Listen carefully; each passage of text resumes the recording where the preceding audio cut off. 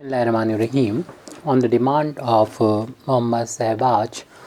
BSc third semester, essay second, Aligarh Muslim University, ये question base on 3-4 units पर है.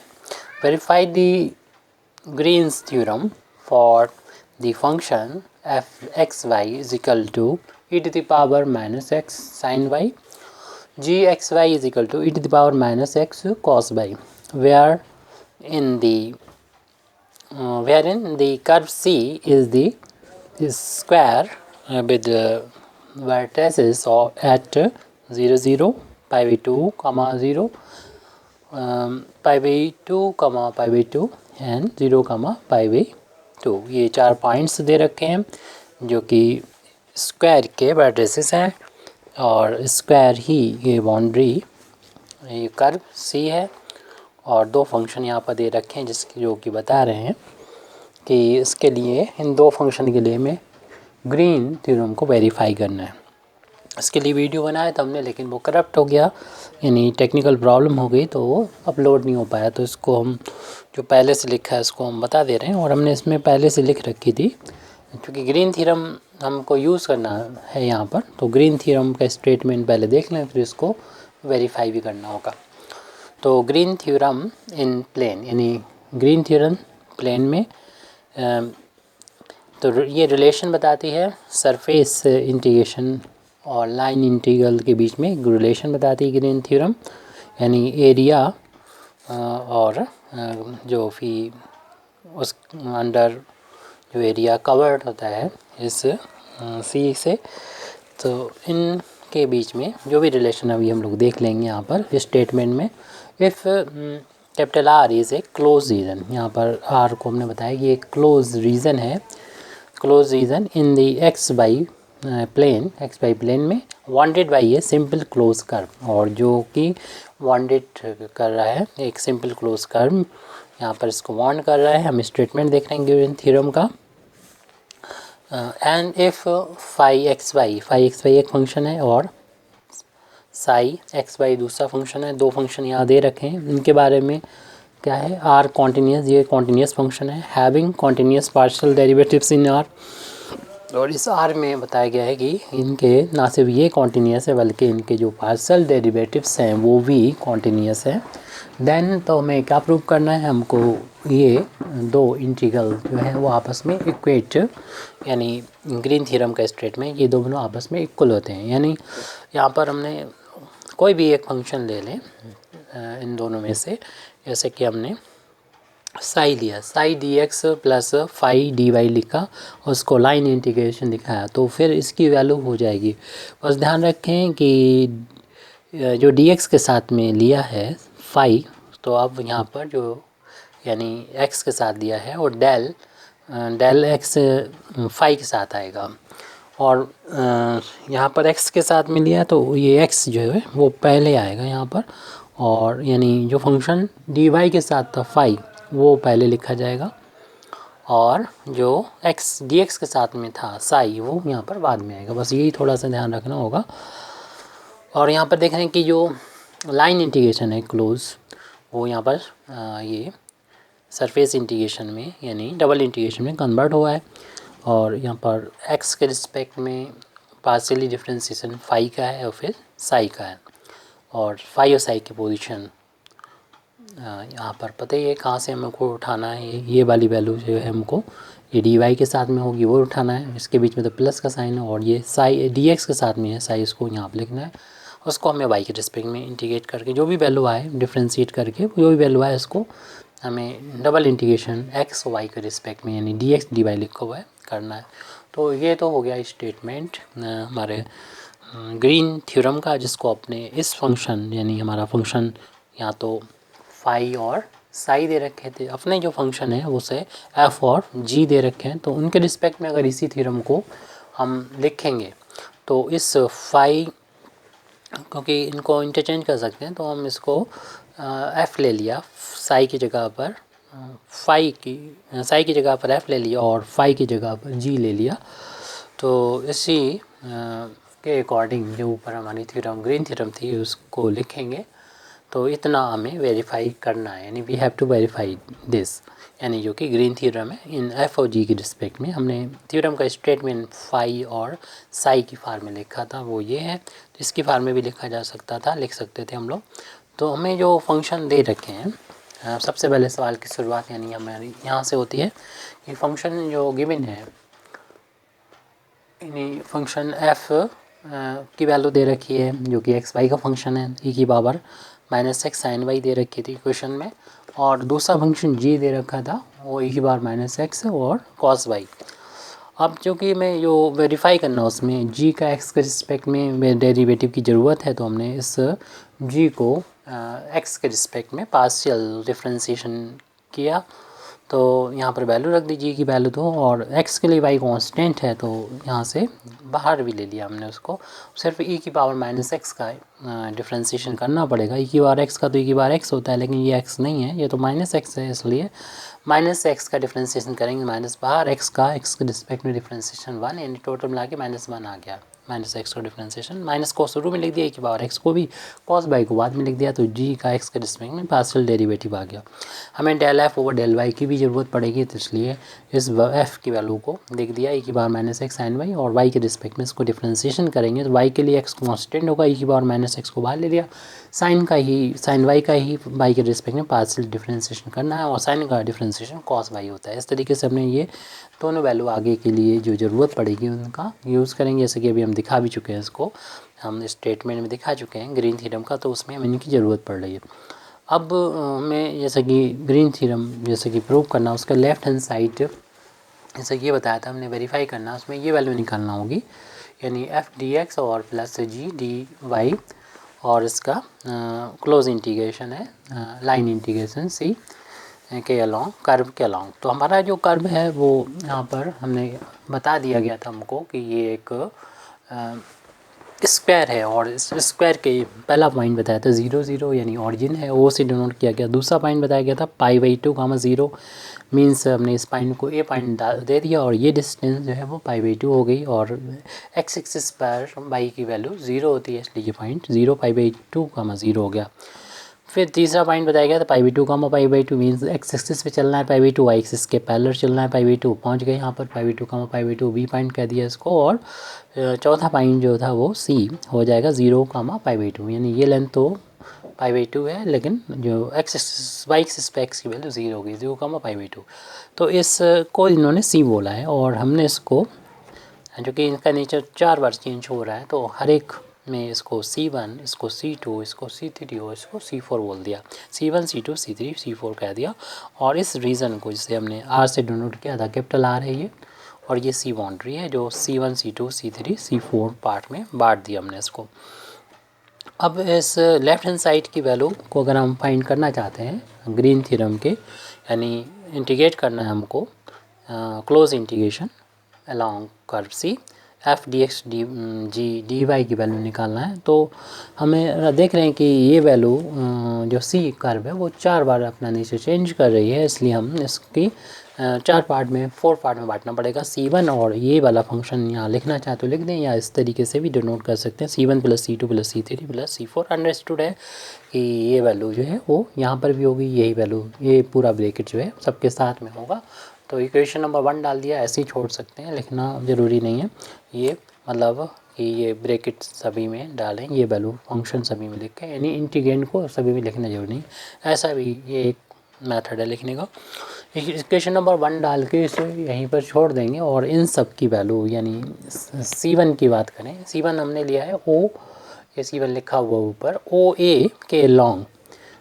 C1 है, और इसमें देखेंगे जो कि ये एक्स एक्सिस है, और एक्स एक्सिस पर वाई की वैल्यू 0 होती है, तो इसका डेरिवेटिव करेंगे तो डी वाई 0 का डिफरेंशिएशन 0 होता है। लेकिन x की वैल्यू हम देख रहे हैं O से लेके A तक, x की वैल्यू O से लेके A तक बदल रही है, 0 से लेके π/2 तक बदल रही है, 0 से π/2 तक x की वैल्यू बदल रही है, तो x वैल्यू 0 to π/2। तो हम इस की वैल्यू हम निकालेंगे, C1 के लॉन्ग निकालना है, तो देख रहे हैं डी वाई चूँकि 0 है, तो ये वाला पोर्शन डी वाई तो 0 के बराबर आ गया, क्योंकि इस इंटीग्रल को हम दोनों पर ऑपरेट करेंगे, तो इस पर जब ऑपरेट किया तो ये वैल्यू तो 0 होगी डी वाई की वैल्यू की वजह से। और अब हम यहाँ पर एफ फंक्शन को देखेंगे तो एफ फंक्शन में जो फिक्स वैल्यू है y बराबर 0, क्योंकि पूरे यहाँ से लेके यहाँ तक y की वैल्यू 0 रहती है, तो एफ फंक्शन में y की वैल्यू यहाँ पर y की यहाँ पर तो 0 यहाँ पर हमने पुट कर दिया फंक्शन में। ये एफ़ की वैल्यू जो है यहाँ पर इतनी है कि बार साइन y था, y की वैल्यू 0 फिक्स है तो रख दी यहाँ पर, और x की वैल्यू 0 से लेके π/2 तक बदल रही है, उसकी लिमिट रख दी इस सी के एल नाम। और हम लोग जानते हैं कि साइन 0 की वैल्यू 0 होती है और इस यहाँ 0 हो जाएगा, और डेफिनेट इंटीग्रेशन कर रहे हैं 0 का तो उसकी वैल्यू 0 होती है 0, तो ये वैल्यू टोटल 0 आई है C1। तो C1 की वैल्यू तो 0 आ गया। अब C2 की वैल्यू को निकालेंगे। C2 हमारा था A से लेके B, यहाँ C2 लिखा हुआ है ये, और देख रहे हैं यहाँ पर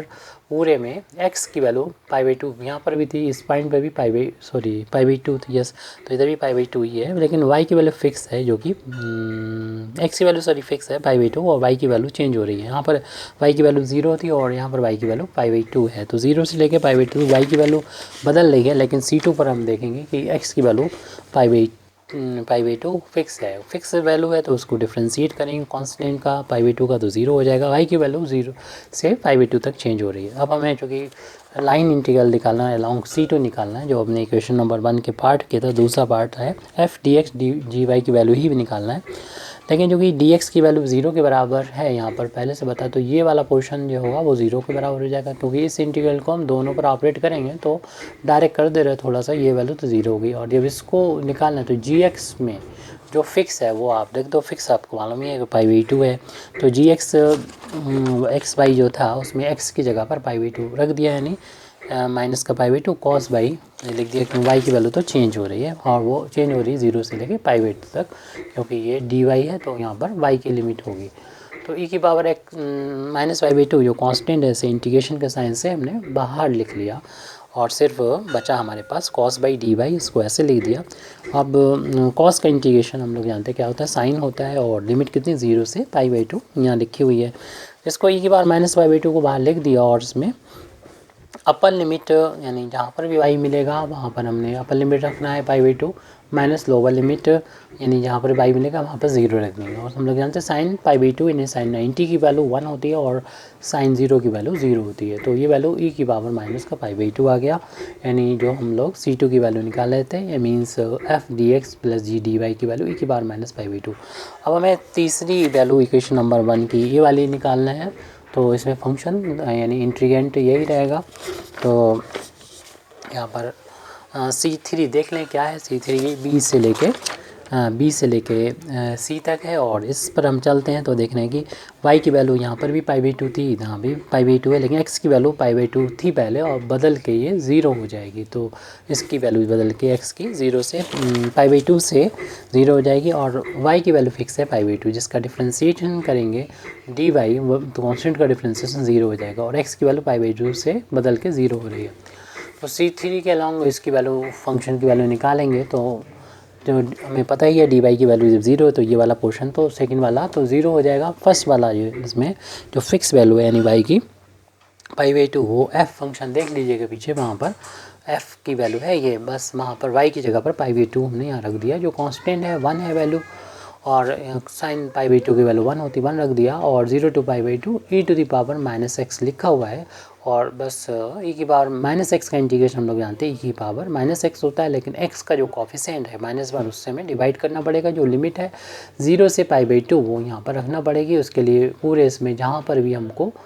मिलेगा x वहाँ पर π/2 रख देंगे, और जहाँ 0 मिलेगा वहाँ पर 0, अब लोअर लिमिट 0 रख देंगे, तो ये तो माइनस इस माइनस से प्लस हो गया, इसलिए यहाँ पर ख़त्म हो गया माइनस,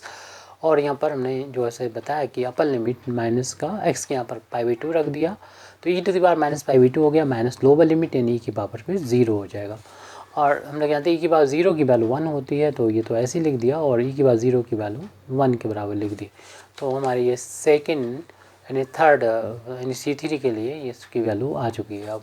C4 देख ले फिगर में हमारा C4 क्या है, C4 है C, ये लिखा हुआ है C4, और ये C से लेके O तक है, और यहाँ पर देख लेंगे कि x की वैल्यू चेंज नहीं हुई, 0 यहाँ पर भी है, यहाँ पर भी x की वैल्यू 0 है पूरे इसमें, क्योंकि ये y एक्सिस है और y एक्सिस का इक्वेशन x = 0 होता है, y की वैल्यू चेंज हो रही है π/2 से लेके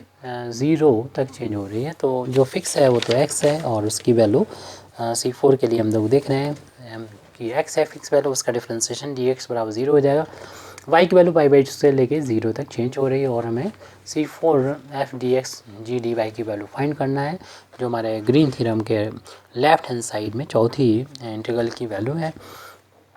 तो उसमें पार्ट में बांटा था, 4 पार्ट में बांटा था लेफ्ट हैंड साइड को, ये 4th वाला पार्ट है। तो डी एक्स चूँकि 0 है तो इसकी वैल्यू तो 0 हो गई है, और इसको इंटीग्रेशन को जब यहाँ पर अप्लाई करेंगे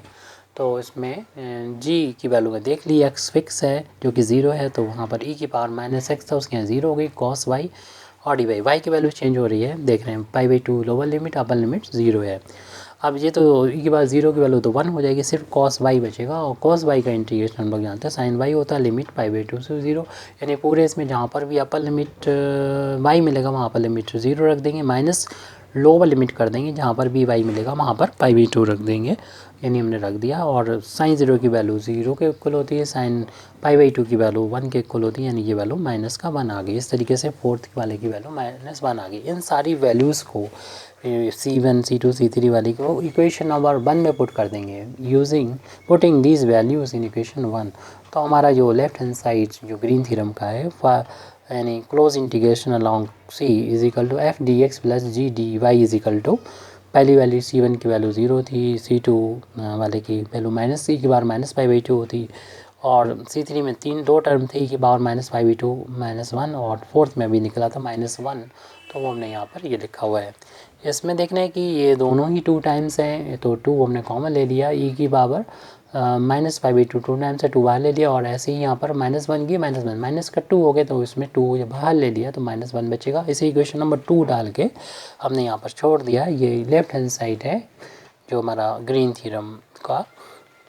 अब राइट हैंड साइड की तरफ चलते हैं, क्योंकि हमें जो वेरीफाई करना है उसका राइट हैंड साइड ये है, और हमने पहले से तैयारी कर रखी हुई है, del g over del x निकाल के रखा हुआ है, del f over del y की वैल्यू, तो बस उन्हीं वैल्यू को हम डायरेक्ट यहाँ पर पुट कर दे रहे हैं कि यहाँ पर वैल्यू वो पुट कर दी जो निकाली थी। पीछे देख लीजिएगा, del g over del x की वैल्यू ये है, और minus del f over del y की वैल्यू ये, चूँकि माइनस में था तो हमने ब्रैकेट में बंद कर दिया, del g over del x की वैल्यू नेगेटिव में थी और माइनस का साइन है कि वो लगा दिया, और del f over del y की वैल्यू रख दी की पावर -x cos y, और यहाँ पर dx dy है,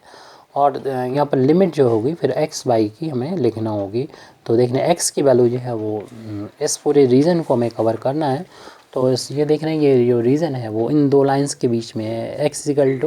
0 और x = π/2, यानी ऑर्डिनेट x = 0 और x = π/2 ऑर्डिनेट के बीच में। इसी तरीके से इन 2 लाइंस के बीच में है, y = 0 है ये लाइन x एक्सिस, और ये y = π/2 है, तो 0 से y = π/2 और ये y = 0 वाली लाइन होती है। तो इन लाइंस के बीच में ये एरिया है, ये हमारा स्क्वायर है। अब देख रहे हैं ये भी दोनों टर्म एक जैसे हो गए, तो लाइक टर्म है तो 2 टाइम्स हो जाएंगे, लेकिन माइनस का 2 टाइम्स हो जाएंगे, e⁻⁻x cos y, तो वो ये हमने यहाँ पर लिख रखा है। लिमिट हम पहले ही बता चुके थे, एक्स वाई की वैल्यू कितनी है, -2 e⁻⁻x cos y dy dx, यानी dy को पहले लिख दिया dx के बाद में, क्योंकि ये ऐसे कि x की लिमिट है, तो ये इसमें यूनिवर्सिटी में जो आपने पूछा है वहाँ से, तो उसमें ये इधर रखा करते हैं इसकी लिमिट, और इसकी लिमिट जो है वो यहाँ रखते हैं। वैसे तो आगे पीछे अलग अलग कहना चाहिए कि राइटर अलग अलग यूज़ करते हैं, अलग अलग यूनिवर्सिटी से रिलेटेड जो एसोसिएटेड होते हैं। तो जो हम देख रहे हैं कि y के रिस्पेक्ट में पहले इंटीग्रेट, अगर जो अंदर लिखा हुआ है मतलब ये इसके रिस्पेक्ट में पहले हमें इंटीग्रेट करना होता है, तो जो y के लिए x कांस्टेंट होगा तो -2 और e⁻⁻x को हमने ये बाहर ले लिया, और इंटीग्रेट करना होगा ओनली cos y को y के रिस्पेक्ट में, तो उसको ब्रैकेट में लग दिया, dx बाद में जो भी वैल्यू आएगी उसको x के रिस्पेक्ट में बाद में इंटीग्रेट करना होगा। इसको -2 e⁻x को बाहर लिखा हुआ है रहने दिया, और cos का इंटीग्रेशन हम लोग जानते हैं साइन होता है y, और लिमिट y की 0 से π/2 रख देंगे, यानी अपर लिमिट जहाँ पर भी y मिलेगा अपर लिमिट π/2 रख देंगे, माइनस लोअर लिमिट फिर y की वहाँ 0 रख देंगे, और साइन π/2 की वैल्यू 1 होती है और साइन 0 की वैल्यू 0 होती है। dx के लिख दिया, e⁻x पहले से चल रहा -2, ये हमने इंटीग्रेशन के साइन से कांस्टेंट था, इंटीग्रेशन साइन से -2 को बाहर कर दिया था। -2 वही चल रहा है यहाँ पर दिख रहा है, और लिमिट 0 से π/2 e की पावर -x, और ये वैल्यू sin π/2 की वैल्यू 1 बता चुके हैं, sin 0 की वैल्यू 0 dx, यानी ये मिलके e की पावर -x आ गया। -2 ब्रैकेट से बाहर था, लिमिट 0 से π/2 x की चल रही थी। e की पावर x का इंटीग्रेशन e की पावर x होता है, लेकिन ध्यान रहे कि x का कोफिशिएंट यहाँ पर जो है -1 है, तो -1 से आपको डिवाइड करना पड़ेगा। लिमिट जो भी है वो लिख दो, 0 से π/2, -2 बाहर चल रहा था। अब ये माइनस निकल के इस वाले माइनस को, ये वाले माइनस निकल के इस वाले माइनस को प्लस बना देगा, और इसमें से बचेगा e की पावर -x, जिसमें लिमिट लगी हुई है 0 से π/2, तो 2 ये लिख दिया, और इसमें अपर लिमिट यानी π/2 रख दिया x के यहाँ पर, माइनस लोअर लिमिट यानी इसकी वैल्यू 0 रख दी है। अब e की पावर -π/2 लिख दिया, लेकिन जिसकी पावर 0 हो उसकी वैल्यू 1 होती है, बस ये 0 इन्फिनिटी ना होने चाहिए। तो e है तो e की पावर 0 तो 1 के बराबर होते ही है, तो वो लिख दिया। और इस तरीके से ये वैल्यू किसके बराबर चल रही है, ये वैल्यू तो यहाँ लिख दी, ये वैल्यू चल रही थी double integration over the region R del g over del x minus del f over del y dx dy। इसे इक्वेशन नंबर हमने 3 डाल दिया, और देख रहे हैं इक्वेशन नंबर 2 को, वहाँ पर भी हमारा राइट हैंड साइड में यही है, 2 e की पावर -π/2 -1 है। और इक्वेशन नंबर 3 को भी देख रहे हैं हम कि इसकी वैल्यू भी 2 times e to the power -π/2 -1 है, दोनों वैल्यू बराबर हैं। इक्वेशन नंबर 2 के राइट हैंड साइड की वैल्यू इक्वेशन नंबर 2 की और 3 की, तो लेफ्ट हैंड साइड भी बराबर होंगी इक्वेशन नंबर 2 और 3 की। तो वही हमने लेफ्ट हैंड साइड्स को आपस में बराबर करके लिख दिया फ्रॉम इक्वेशन 2 एंड 3 में, दोनों की लेफ्ट हैंड साइड, दोनों इक्वेशन की लेफ्ट हैंड साइड को इक्वल कर दिया, यानी ये हमारे ग्रीन थ्योरम की लेफ्ट हैंड साइड बन गई, और ये ग्रीन थ्योरम की राइट हैंड साइड बन गई, और हम अब कह सकते हैं कि ये वेरीफाई हो गया, हैंस वेरीफाइड लिख देंगे। Thank you very much indeed for listening me. वाक़िर दावाना अल्हम्दुलिल्लाहि रब्बिल आलमीन।